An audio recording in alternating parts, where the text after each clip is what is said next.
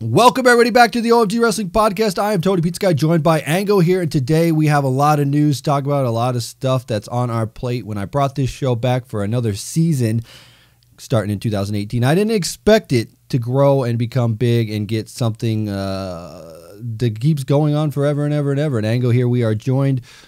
Woo! I know the Slam covered it, but we have to cover it again. We have Enzo Amore allegations. Yeah.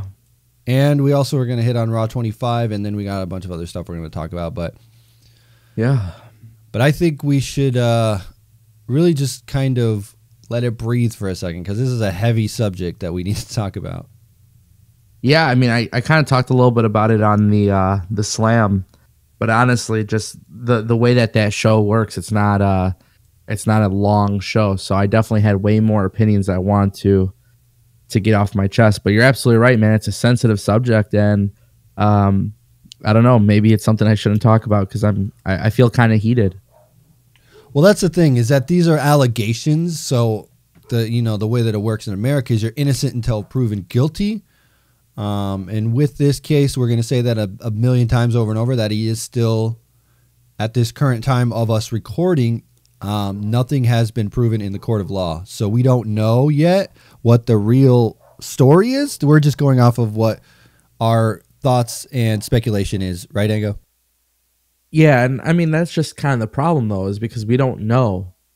And there seems to be a really big trend right now within the last year or so with Hollywood. Like, we don't know half of the stuff that's coming out, but we still condemn these people as if it's true. So really, really, really, really interesting. Before we go to that, because that's a heavy subject, can we talk about Raw 25 a little bit?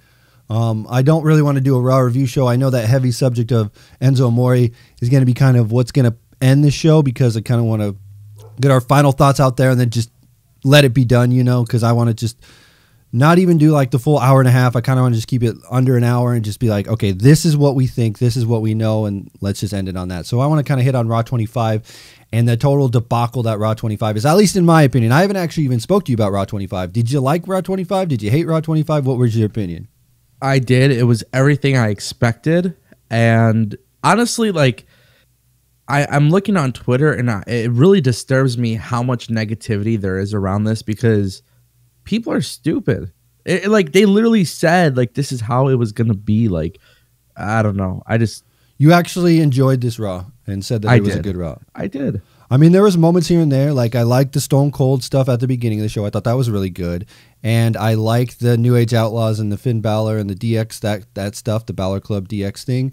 And then the ending was all right. I mean, what I expected out of this was they were going to have some legends come in, and then they were going to put over the Royal Rumble, which I don't think they really did that great of a job putting over the Royal Rumble, but SmackDown is tonight, and I think that's where they're really going to put over the Royal Rumble, is on SmackDown tonight, obviously, and that's going to be like the go home for a Rumble is going to be on SmackDown. So I wasn't really expecting them to go crazy on that. I expected a little bit different, though, with Raw, like for them to do more with the legends than they did, because I feel like it was like, here are some great women that wrestled, and they showed them, and they're like, here were some legends, and they just showed them, and then like there was too many segments of them playing poker backstage, to be honest, in my opinion.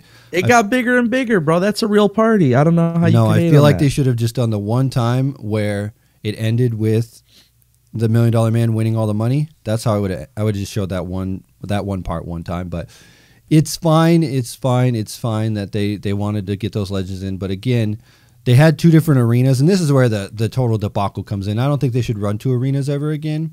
And if they do, they should do it differently. The way that it worked was they did part of the show at the Manhattan Center and part of it at the Barclays Center. But the first couple segments were at the Barclays Center. So the people at the Manhattan Center, all they had to do was just watch the screen, which is kind of annoying when you're at that. I know that they want to continue those storylines, but I think they would have been better off if they would have had more matches that were going on while stuff was going on at the other arena. Do you agree or disagree with that? I disagree 100%. So then you would just, if you paid a bunch of money to go to the Manhattan Center, you would sit there and watch the screen and just enjoy the stories that are going on.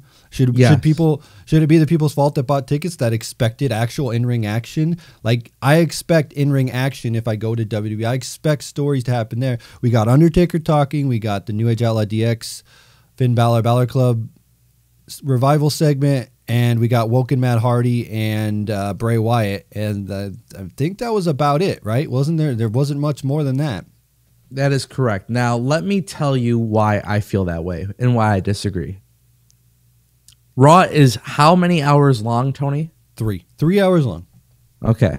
And you know that you have to provide 3 hours of entertainment for 2 different venues, one that seats a couple thousand and the other that seats like 16,000, correct? Right. Okay. So what about the 16,000 people that paid for tickets on Raw 25? How should they feel that Undertaker didn't show up there when Undertaker was advertised for the show? I don't know. The reason why people can't be upset is because you have to think logically here. In 2018, you actually have to use your brain just slightly a little bit to kind of understand what's happening here. They have tons of people advertised, and they're advertising 2 shows. 16,000 people versus a couple thousand. Okay? You're going to put on a show for the 16,000. That's where most of your legends and most of your in-ring action is going to be. If you paid for tickets for the Manhattan Center and thought that you were going to get a 3-hour Raw, you're an idiot. No. I understand what you're saying, where they should cater to the 16,000, the tens of thousands of people versus the 1,000 people or whatever it is in that arena. However, I do think they should have provided extra content for people to watch while the stuff was going on at the other arena. Just my opinion. That's what I think. I don't know, bro. They got Baylor Club DX and the Click. That was the highlight of Raw, but I still think they should have, like, those people in the Manhattan Center expected the Dudley Boys. I know the Dudley Boys didn't show up there, and you know the Dudleys. I don't know. I just don't know. They could have gone one way with. I just feel like people spent a lot of money on that. The Manhattan Center tickets were more than the Barclays Center tickets, so I feel like they got ripped off. It depends how much they paid, but you're an idiot if you paid anything over $200 for that. Yeah, I think that was like the starting price for tickets was like $200. Okay, then nobody should have gone because you should have known right off the bat it wasn't going to be catered to them. Obviously. Then WWE just shouldn't run 2 arenas at the same time if they can't provide a great product for both arenas that are going to satisfy the entire crowd. Because if they ever announce another 2-show Raw, I'm never going to go to it because I know that I'm going to get a half of an experience at one venue versus half an experience at another venue. It's not something that I want to be a part of. It's not that I disagree with you. I understand where you're coming from 1,000%. You know what I mean? But like, I don't agree with the fact, like, I don't agree with the logic here. That's all. I think that's what it is. Like the logic behind, you know, Manhattan Center, like if prices are $300, $400, $500, you're an idiot, you know, but that kind of experience, you should already go with the intention that it's going to be really bad. Like I paid a lot of money to go to Hell in a Cell in Detroit thinking this is going to be the worst pay-per-view I've ever seen, but I'm going to go make the best of it. I went with a good group of people. I had a really good time, and it just so happened that the pay-per-view is awesome. That's what I would have done going into Manhattan Center. Me personally. Okay, I guess that's about it with that. Out of this, though, we want to talk about a couple things that happened on this show, which was The Undertaker and his segment in the ring. I wasn't sure what the deal was with The Undertaker, and there's been no clear indication of where they're going with The Undertaker. Some have speculated, and I know yourself have said that The Undertaker is retiring. Do you still think this statement is true? The Undertaker is done with WWE? I was really hoping you weren't going to bring this up because I honestly feel like crying now. Yeah, man, I feel like he hung up the boots. I feel like it's over. You know, here's the thing about Taker, and I'll tell you guys why I feel this way. Like, I grew up being a huge Undertaker fan. Like, my biggest thing growing up was, like, I was legitimately scared of The Undertaker. Like, being a little kid, watching wrestling, hearing his entrance music, and just seeing some of the dark, crazy stuff that he did with fire and burying people alive and Paul Bearer. Like, the whole thing scared the living crap out of me. And then once I got older to understand a little bit of what was happening and like the progression, and I obviously became older and wiser, I became just such a big fan. So for me, I always felt like I wanted to see Undertaker live, and I've gone to so many wrestling shows. I just haven't seen him live. I want to see him. I want to be able to like have that experience just to witness that.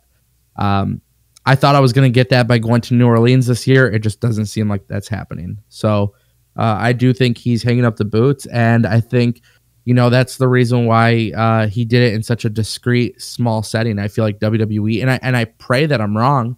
Like, I would never, like, I want to be wrong so bad, but I just feel like, you know, it brings a lot of, if Undertaker were to cut that promo in front of 16,000 people plus the millions and millions of people watching, I feel like the reaction would have been totally different because people would have realized that he's retiring. But the fact that it was in such a small setting, the crowd didn't really play off of it.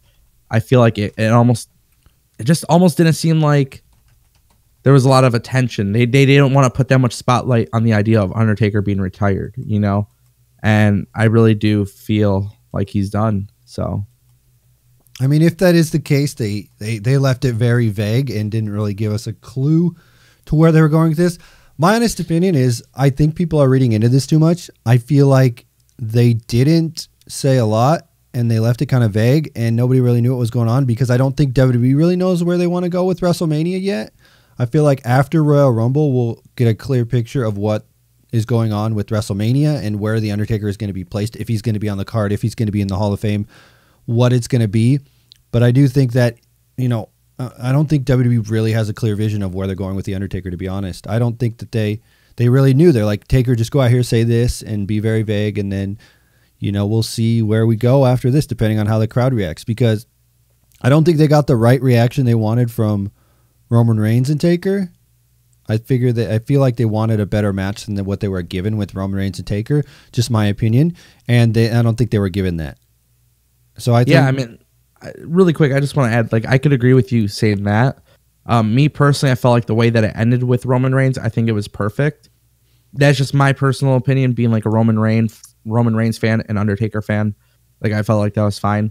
One thing I did want to add to what you were saying, though, there was a theory that Kane could potentially be winning the Universal Championship belt. And it would throw a lot of people off, but he would win the belt. Undertaker would win the Rumble. And that would be the way that Undertaker goes out, which I know 99.9% of people would hate that. I would be the 0.1% that would love that. Well, I get it. It makes a good story for Taker, and then they could end their careers together. Like, maybe if Kane wants to end his career too, he could. And then they, you know, one more match isn't with Kane is not out of the picture. I mean, we all pretty much think that if Taker's going to wrestle again, it's probably got to be one of three. It's got to be Kane, it's got to be Sting, or it's got to be John Cena. And Kane probably sounds about most likely, and then John Cena, and I don't think Sting though. But I think that if this was the end of The Undertaker, they would have said more, and it would have been a farewell, and they would have billed it as a farewell to The Undertaker because he's been in the WWE for so long. And, you know, they build up careers to, you know, the end of careers for so long so they can get those huge ratings on television that it would be stupid to throw it on the Raw 25 if this was actually the end of The Undertaker. They would definitely want to have it as its own show. People would tune in. It'd probably get a record-breaking Raw. And that's just the way that I think they would do it. They'd have a whole package for Taker. There'd be like a whole night of festivities. I think if that's the way it would go, that would be the end of Taker. I don't think it's over yet. I really don't. I really do not think this is the last we've seen of The Undertaker. I feel like he's got to hold the belt one last time. And he's never been Universal Champion. So it could be something he wanted to get on his bucket list. You never know. For me, I feel like the big conversation really starts with this new generation, right? Like guys like Finn Balor, Samoa Joe. Like, before you go into this, realistically, 2016, 2017 has been all about these past, you know, part-timers, right? Like, you got your Brock Lesnar's, your Sting, you got your Goldberg, like that. You know what I mean? I feel like with 2018, it would be the right year to go forward and say, listen, we're going to give the belt to the hungry guys, the Finn Balors, the Samoa Joes, the AJ Styles, Jinder Mahal, like that kind of stuff, right? Like, that's the era that is upon us. Undertaker winning the belt and dropping the belt at the same night would be huge. It would. And, you know, I know a lot of people would hate that, and honestly, I really don't give a shit. That could be like the, you know, like you want that jumping off point for that new workhorse type style where they're like, okay, we're going to give it to people that are there every day. That could be the thing where we could say, okay, Taker's got it. And then he says, you know what, I'm done. Well, what better way, right? He beats Kane. Let's say for some miracle, Kane wins the title. Then they fight at Mania and Taker wins. And what does he do? He takes off his gloves, his jacket, lays him in the ring, and then puts the Universal title down, does the pose, and that's the end of The Undertaker. And then they do some send-off on Raw, and that's it. And then he goes in the Hall of Fame the following year. I mean, that wouldn't be a bad way to go out, to be honest. And I don't think anybody would, if you're a longtime WWE fan or even just know the history of WWE and The Undertaker, you cannot be mad at a send-off like that for The Undertaker. If Undertaker would win the Universal title, yeah, sure, it would probably taint the history of that title, and people remember it as, oh, Taker only did one thing with that title. But you got to think of it as like he's a legend. He's probably the biggest legend that's still in the WWE, and he needs to get a proper send-off, and I think they'll do it justice when they do give him that proper send-off. Well, let's hope he's still got one left in him because, like I said, childhood dream, bro. I haven't been able to experience that yet. I want to be there. I want to see what it's like with all the smoke and the gong hits and everything. So I really, really want to experience The Undertaker live. I really do. I was there for WrestleMania 30. The streak was over. It was one of the craziest moments of all time. The crowd was silent. People got up and left. Like, there was still a main event, and people had left the arena. Paying how much money for WrestleMania tickets? I don't know. That's how upset they were. The Undertaker is a legend in this business. He is like God status in WWE. That's just, you must see him at least once. And I guarantee there's going to be, maybe he should just do like a farewell tour, right? Remember, like they do that. Some athletes do that. They do farewell tours where this is the last year I will be doing this. So let's do a tour of we'll go around and hit all the major cities, and then that'll be it. What if they did that with Taker? I'd be fine with that if they did a farewell tour of The Undertaker. Even if it's just live events. Come see the farewell tour of Undertaker, and he'll be at all major cities. He'll go to L.A., Chicago, Nevada probably, New Orleans, Florida, New York. They could do it all. Detroit, Omaha, maybe. Goes to the Performance Center. One last hurrah. Seriously, I think if you're going to send him off, give him a farewell tour. I like it. Let's do it. Do it a la Kobe Bryant. Then people will still be saying Taker instead of Kobe. Anyway, that's besides the point. But yeah, so that's about it for that. I did want to kind of get some thoughts on the Rumble real quick because Rumble is coming up on Sunday, and this is going to be the last show before that. I kind of just want to give final thoughts on who you think is going to win the Rumble. The Miz has finally entered in the Rumble. Does that excite you at all or not? No. Okay. Possibly could win the Rumble and go on to Mania and do a double title match. It's probably not going to happen, but so who's your picks to win the Rumble since we have the last time before the Rumble happens? I'm glad you're asking me. I only have one person that I'm sticking with. I'm sticking with D. Bry. Oh man, did you not see what happened on Monday Night Raw with the face-off of Daniel Bryan and your boy The Miz? It's just a teaser. Nothing else. It'll be a big moment. There's nothing else to it. I do think that if Daniel Bryan is in the Rumble and he does not win it, then it should be The Miz that eliminates him, and setting up a match between Miz and him at Mania would make sense. They could do that. There's a long history, talking smack, yada, yada, yada. It's good. But you still think D. Bryan's going all the way? I just think it is such a problem for fans to have Daniel Bryan's return get spoiled by The Miz. Yes, it does wonders for The Miz. I'm in 100% agreement that it's the right, it's like the alternative thing that they can do. Mm-hmm. But I do not see anything about Shinsuke Nakamura. Shinsuke Nakamura winning does not make me happy. Someone like Samoa Joe is rolled out for the Rumble. The people that I would want to win, they're just not going to, it just doesn't make sense. So I'm going to say Daniel Bryan wins. And then his WrestleMania moment, his return match, can be spoiled by The Miz. That's what they can do. Could possibly happen. We'll have to see. And with the, like you were saying, the picks that you want are probably not going to be there. Like a Samoa Joe is not going to be there. So, to me, it just seems as if Roman Reigns is going to win it again. And they're going to do that match with Brock and Roman. But the only question is, will Brock retain? If Kane does win that championship, then Roman probably won't win it. There have been theories going around that Roman will fight Brock, but it will be non-title at Mania.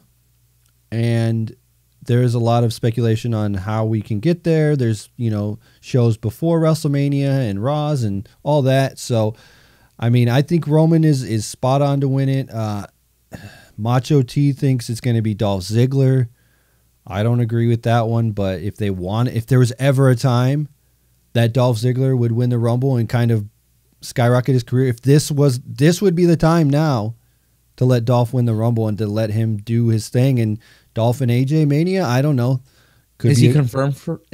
Confirmed? He's not confirmed in the Rumble, but that doesn't rule it out that he could be a special surprise, because the last we saw, he put down the title and he hasn't been heard of since. So that just makes me wonder if Dolph Ziggler, if there was ever a time that WWE wanted to boost the rockets on Dolph Ziggler, now would be a perfect time to do it. Have him win the Rumble and go on. I mean, him and AJ could tear the house down. I guarantee it. If they did that match at Mania, they would kill it. But I don't know if that's if Dolph's in that main event scene yet with WWE. I just don't know. And then, John Cena is always a favorite to win the Rumble. Go on to main event and win the title at Mania for another time, like he always does. He needs that one more victory, that one more time, except the way they're going, it makes it feel like John Cena and Elias are going to wrestle at Mania, but maybe not. Which I would love that. I would love for Elias to go over. I feel like they're going to, if they do that match, it's going to be sooner than Mania. But if they saved it for Mania and they build all the way to then, that'd be kind of cool. Honestly, my picks for Rumble then, we'll just end it here. I have John Cena, Dolph Ziggler probably, maybe, Daniel Bryan maybe, possibly, and then obviously the Roman Reigns, who I want to see win it. Shinsuke Nakamura, probably not going to happen though. But if it does, it does. I don't know. Maybe Finn Balor with the club in his back. That could be something that could be interesting. He's got Finn versus Brock, the match everybody wanted, but nobody's talking about anymore. That would be a storyline that would continue. And he took the title from him, or he got the title when he was injured, and or he lost the title via injury. I'm trying to say Finn Balor did. He never got a chance to get that championship back. So now going against Brock at Mania would be that chance that he needs. So I like it. I think that's, like you said, that's not, a lot of people aren't even talking about that anymore. It's moved on to Daniel Bryan. It's moved on to Kane. And well, it's moved on to Daniel Bryan because somebody like me has come out with an amazing theory. I mean, let's be honest. Yes, right. I saw Grim and Tubby and all those people coming at you. Nobody came at me. They were coming at Tubby for Tubby's right. unrealistic theory. Right. Tubby's awesome opinions at tubbyemu.com. Anyway, so that's all I got for Rumble. I don't really want to do a full match card breakdown thing, whatever. We'll probably do some talking after Rumble, do maybe a watch party if that's something that I want to do. I don't know if you want to do that, if you're doing other stuff. I'd be down. Who knows? We'll figure it out. We'll see when that comes down. I think now, I guess, is better time than ever to talk about the Enzo Amore allegations. And the character that Enzo Amore is as a person, good, bad, or ugly. I don't know. What's coming out with these allegations, whether they are true or not, there has been nothing filed. Apparently, the latest that we've been told is that the Phoenix Police Department says no charges have been filed since the case yesterday.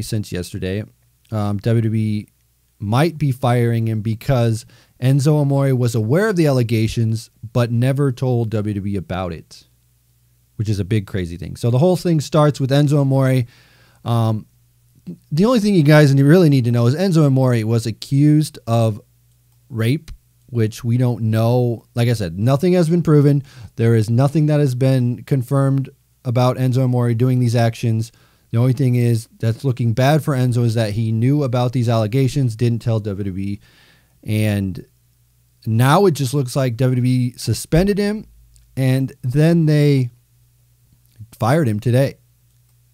And there's a few things I don't know. I don't really know where to go with this story angle. I want to talk about it, but I don't want to. I don't know. You got to chime in. It's really it's a really sensitive subject, so I understand. The big thing right now, obviously, I haven't had the chance to really listen to the video, but the accuser had already come out to TMZ, and that just came out 2 minutes ago. So I don't know what she said in the video or anything like that, but it's really hard to condemn somebody without knowing if they're guilty, you know? Mm-hmm. And part of me thinks like WWE making that decision to release Enzo Amore, I feel like they just know more than the general public does. Right. So it sucks, man. It's like, you know, I'm not a huge fan of Enzo. I think his work was pretty good, but I think we've all kind of seen it too. Like the character that he's possessed in the TV screen is exactly how he is on, you know, real life grounds. And I feel like a lot of people are I could just rant about this, you know what I mean? But like I said, I can't condemn the guy until we actually get our facts. But like, you know, the guy has a tendency to be a piece of shit, regardless of these allegations being true or not. Like we've seen the interview with him, you know, on WWE Network, and we've seen him, you know, on Instagram and the way he is. And it's just like, you know, I don't know if you ever heard of the story. I know it kind of got brushed under the rug, but it was like he was dating the Carmella lookalike, the Alexa Bliss and Carmella lookalike. What's her name? She's on SmackDown. What's her name? Gosh, Liv Morgan. Liv Morgan and Enzo were dating. Liv Morgan basically hinted that Enzo cheated on her, and she broke up with him. Like this guy has a terrible reputation from being kicked off the tour, the bus, like all this stuff. You know, it just, I guess when Enzo Amore is on the headlines, there's not that many shockers. And also in this interview, I don't know if this is true or not, but they did interview Big Cass in the WWE Network thing, and Big Cass was like pissed off at Enzo because Enzo talked crap on Twitter, and you know, Enzo said you should have finished the match when you got hurt, and that just rubbed Big Cass the wrong way. And it seemed like a legit interview because Cass was in his bed, and it was like this weird, it didn't seem like a scripted WWE thing. You know what I mean? You could tell when WWE scripts thing, it felt like a real thing. So I don't know if that's real or not. Enzo does dress alone in his own locker room, so he is not liked by a lot of people in the WWE. And like you said, he's just a massive piece of crap. He's like, he's such a, I don't know how to explain it. He's just an awful person.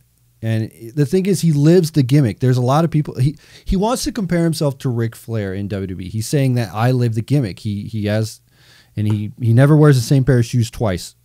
He's a little crazy, right? He thinks he's like Gucci Gang, Gucci Gang, Gucci Gang. He just thinks he's like a modern day, I don't even know how to explain it. He just thinks he's like one of those rappers from today. He thinks he's he hangs out a lot with them too. So like. But he lives that gimmick, and that's not flattering for him. And when like none of the WWE locker room wants to hang out with him, he gets kicked off of a bus, and all that goes down. Like then this comes out. It's not very far fetched to believe that this could be true. Whether it is or not, we don't know yet. Right now, nothing has been charged, and you know, like we said over and over and over, he hasn't been charged yet. He hasn't been charged yet. But from all the stuff that we were just talking about, it doesn't seem that far that he would do something like this. Yeah. It sucks, man. And that's crazy. And the biggest thing that really sucks about this is that it's just another blow to the Cruiserweight division, because the Cruiserweight division is having problems right now. They got bumped for the Mixed Match Challenge. Now it's on an hour later, or half an hour later. Austin Aries left. Neville left. Rich Swann had some charges against him. And now with Enzo Amore, like, are they just going to come out? Like, I would not be surprised. Like, honestly, I would not be surprised if they came out and said, you know what? The Cruiserweight division is no longer a thing. We're going to get rid of this championship. You guys can stay in the company, but we're not going to have the Cruiserweight title anymore. You guys can fight for the Intercontinental title or the U.S. title, but we're getting rid of the Cruiserweight title because pushing it back on the network, the stuff with Enzo, the stuff with Aries, Neville, Swann, just not looking good for that division. I mean, on a personal level, I don't think you need to wipe off the division. You could wipe off the show, move the Cruiserweights to SmackDown. I talked about this a lot on the Slam episode that I recently did. But you can't get rid of the title. You need to change the title. You need to get rid of the purple. You need to get rid of all this Cruiserweight division, but you could still have a Cruiserweight belt. And the guys that are in there, you have to add more guys to it. You have to add more people to this division. But I mean, it is what it is. It sucks. This cruiserweight division can't catch a break. They all have the major issues, and at the end of the day, it's like, I don't know what the hell happened here. We saw it with Rich Swann, who was a fan favorite. Now we see it with Enzo. It's like, I don't know. I really don't know. There's nothing I can say or do that will save the cruiserweights, because unfortunately their reputation, Austin Aries leaving, Neville leaving, these are the things that affect this division's reputation, and it's tarnished just as bad as TNA Impact. And that's like another thing here that we need to like mention, is just the fact that, like, how far down can you go before WWE starts losing faith in this thing? Like, they put a lot of work into this Cruiserweight Classic, and then bringing the championship in, and then doing it like the way. And now with Enzo, like, there was a lot of guys on the 205 Live that were tied in with Enzo Amore and the storyline that was going on with him and all that.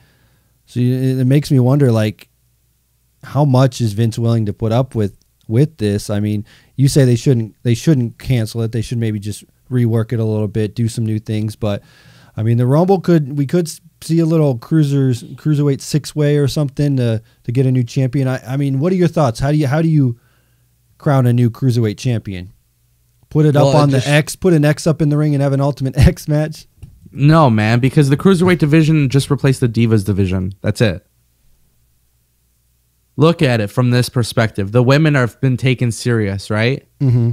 Now it's the cruiserweights that are the final. They're the transitional match, the bathroom break, right? They're the match that's placed conveniently right before the main event, so they could cool down the crowd. If something bad happened, they put the cruiserweights there. If something good happened, they don't. It's like, I don't know, man. The cruiserweights, nobody gives a shit about the cruiserweights in the WWE, and it's very obvious, because if they did, they wouldn't be presented the way they have been. What's crazy is they just did those 205 Live events where they were touring and doing the 205 Live, and they did like smaller, like 1,000-seat arena kind of things. So, I mean, I felt like they were kind of on their way to like rejuvenate it, or at least give it some credit, have it do its own stuff. And because live events is where a lot of people make money at, is selling T-shirts and merch and stuff. Yep. So that could be a nice paycheck for those guys. And it was kind of like a little nod. Hey, you go do these live events, you can sell some merch and make some real money. So, I mean, I don't know. It's very damaging to the whole division. And I don't know. Enzo Amore, guilty or not, he's taken a lot of people down with him in the case here. With that video that you were talking about that you haven't seen yet, I haven't watched it either, but I've just been hearing the stuff that's coming in about it, how she sounds like she's lying and she sounds like she's backpedaling and making up stuff and all of that. And I mean, the thing is she said she blacked out from this, and how much do you actually remember when you actually black out? Because there's been nights when I've blacked out before and woke up and I'm like, okay, I only remember pieces of it. So, I mean, I don't know. I don't know, man. I really don't know where to go from here, where it goes from here. Can Enzo Amore, if it comes out, right? Because this is kind of like one of those scandals like we're seeing with celebrities where people are accusing them of doing stuff, but when the news actually comes out, and whether they're guilty or not, a lot of people don't see the outcome of these stories. They just hear the first part of the story, and then they automatically think, okay, this guy's a piece of crap, and this is exactly what he did. But then if it comes out that she's lying, a lot of, like, 50% of the people probably won't even know the truth behind it, because they'll never read into it, and they'll just know, well, I read about it one time that he had all these allegations. I mean, like a lot of celebrities are getting accused, and like some of them are coming back false and some of them are true. And then it's just like, well, they were already accused, so it's already damaging to them, Yeah. So 100%. Do you think that, whether this is true or false, do you think that Enzo Amore can ever recover from this? No. Or is this going to like tarnish him forever and he's going to be blacklisted from pro wrestling? Yeah, I mean, he's gone. He ain't going to TNA. He ain't going to Impact, ROH, GFW, CZW, Chikara. He ain't going to Rap Wrestling Federation. He ain't going anywhere. He's gone. It don't matter. It's serious allegations. And this person that's come out with these allegations, they probably, a lot of the times people don't realize, if they make up stuff, how much it affects people. If he's not guilty, you think WWE is going to come out and be like, hey, by the way, we signed Enzo Amore. We're really sorry that we released him. But again, he was accused of doing this, so we had to do that. They ain't going to come out and say that. That's not going to happen from WWE. Yeah, they'll never admit if they are wrong, which they're not in the wrong because they have the right to fire anybody. And the biggest problem with this whole thing is that Enzo did not inform his employer that he had trouble with the law. So let's say, right, you're a manager, right? So you manage people, you manage stores, right? Yeah. So if an employee got in trouble with the law and they didn't tell you, you'd be of the right to fire them, right? If you found out. I mean, there's a whole process with it, but like if it was a big problem, right? Like let's say theft or something. They stole something from somewhere else and got caught and then came back to work and didn't tell you, and then you found out like a month later, you'd have the right to fire them, right? Put it this way, it probably wouldn't have gotten back to me by that point. But it probably would have gotten to somebody higher. Oh, okay. But for real, so then like I'm not incorrect when saying like if you do something and then you don't tell your employer, you can still get in trouble from your employer. Yeah, I mean I haven't been in that situation, in the last 4 years, but I would assume they would get in trouble, yeah. Okay, because I was just saying, because that's where the whole brunt of the thing goes. Because Enzo, he had this problem, he never told his employer, and now it's getting out and it's making WWE look really, really, really bad. Well, let me just add this. You got to imagine, what if Enzo said, hey, Vince, hey, Hunter, listen, I've kind of taken over with fame recently, and I have some broad broad opinions being made about me. Like there's things coming out, and with these large opinions and facts, not facts, but what's the word I'm looking for? With these allegations or accusations, people are trying to, they're saying something really big about me that could really impact myself and you guys as a company. I need to come to you guys and we need to figure something out because I can prove 100% I'm not guilty. You know what I mean? If that's the case, WWE would have been like, yo, let's figure it out. Let's find it out, But those are some broad allegations. Those are really big, man. Those are like endless opportunity for this person that's come out. She has endless opportunity to just say whatever. And at this point, it's such a big deal that like nobody's ever going to believe Enzo, because if he knew about it, he should have communicated it, but he never did, And that's the thing. Maybe he was scared that he was going to lose his job and not tell the WWE would be a better option, But because if you go to Vince and say, this is what happened, and then Vince would be like, we don't want you working here because you shouldn't even have been in a situation where this person, and then he could have lost his job. But at least that you had told the truth and you can live with yourself after that. If that is the truth, if what you're saying, like if that's the case, right? Say that, all right, Vince, this is what happened. I went here. I was in the same place with this person, but this did not happen. Whatever they're saying is not true. So let's figure this out. And then Vince goes, you know what? Sorry, it's going to be too big. We got to let you go. Then if that's the actual truth of what happened, then you can feel good about yourself. But now that he's not telling WWE, is basically lying to WWE. And then also it's not looking good for the rest of the case that this girl's making against him. So, I mean, we probably will never see Enzo Amore again. He will be a footnote in the WWE. You'll always remember him. You'll probably remember him more than a lot of guys that actually worked hard in the WWE and put on really awesome 5-star matches. But, I mean, it's crazy. It's crazy that this came down, and we'll find out more as everything progresses along. Honestly, though, I think that it's just going to be the end of Enzo Amore, and hopefully the Cruiserweight division can come back from this. That's all I have to say about this. I don't know if there's anything you want to add to this, Ango, but I feel like we should wrap it up here. My last opinion is this, and this is, I don't want any comments or response to this. I just want to be able to say this. All I want to know is if he is in fact guilty, will WWE give him the Chris Benoit, Hulk Hogan treatment?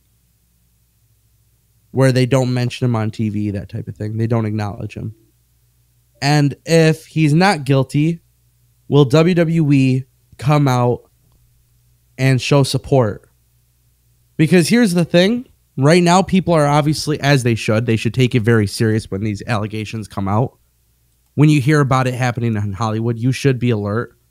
If it's really happening to you, you should speak out about it, you know? So I'm just curious on what WWE will do. They didn't even wish the guy future endeavors. That's very interesting considering it's the WWE and they always do that. Well, I agree. We'll have to wait and see how it plays out. We'll keep you updated when we know any more information. That's a very good point. If they did fire him and it comes out that all this stuff was fake and no charges are ever pressed, I feel like WWE needs to side with Enzo and be like, you know what? We let him go. We shouldn't have. Nothing happened. This is the reason we let him go, because he didn't tell us about these accusations before it happened. There was an ongoing investigation and he never told us about it, and that's why we let him go. And they should say it. They should at least say that if it comes out that he's innocent. But if he's guilty, I do think that they will give him that treatment that you won't ever hear from him or ever see any highlights of him or any of that ever again. Yeah. But that's where I'll end it today. Ango, any final thoughts, anything you wanted to close us out with? No, if you guys enjoyed the OMG podcast and you guys want to see more, just let us know. Leave a comment down below. Click that like button. Subscribe. And follow me on Twitter at Tango with Ango. And, of course, you guys can follow Tony at TonyPizzaGuy. And, yeah, man, Royal Rumble coming up. I think we got to do a watch party. I think so. There's so much that I wanted to talk about. I wanted to talk about impact on Twitch. There's like a whole bunch of other things I have that I want to say, but we're going to leave it with the Enzo stuff because it's such a big, sensitive topic. We just want to say, like Ango said earlier, I want to reiterate this to all those people out there that if something like this were to happen to you, you should always speak out. You should always don't hide in silence if something is going on. If something is affecting your life like this big of like a rape accusation, where if that actually happened to you, you should tell somebody about it because that is not cool. And that's the message that we want to hammer in right now and say, that is that if anything like this ever happens, make sure you speak out. Make sure you go to law enforcement, tell your friends, tell your family, tell somebody that can help you out because it's no joke. You don't need to be affected by this. So that's all I'm going to say. I'll close it out here for Ango. I'm TonyPizzaGuy, and we'll see you on the next episode of the OMG Podcast.